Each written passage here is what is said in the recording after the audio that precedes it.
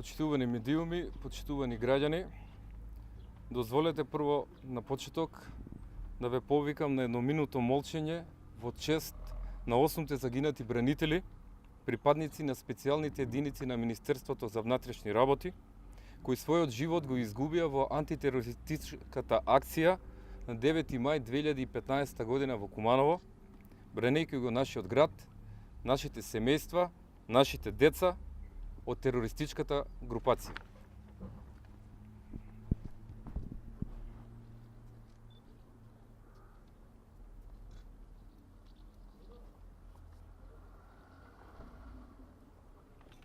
Нека има вечна слава.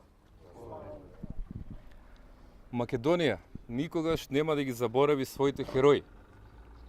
Жарко Кузмановски, Ненад Серафимовски, Сашо Самојловски, Бобан Ивановиќ, Горан Илиевски, Исамедин Османи, Љубиша Аранđеловиќ и Горан Стојменовиќ ќе останат за секогаш врежани во македонската колективна меморија, како луѓе кои несебично се ставија во одбрана на својата татковина и заштита на уставниот поредок на Република Македонија.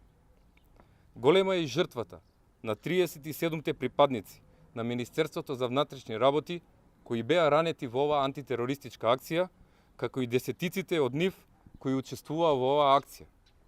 Сите ние сме вечни должници на нивната храброст и нивната пожртвуваност кон татковината.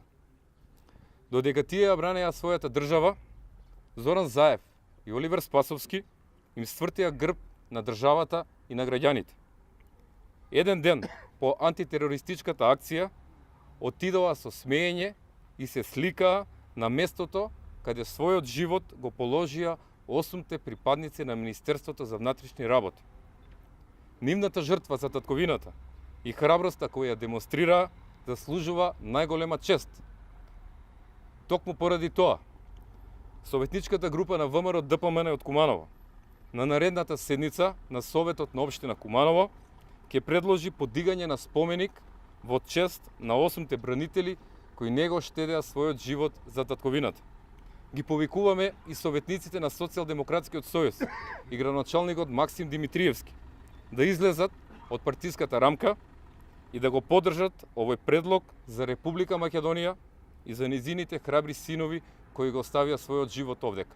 Ви благодарам.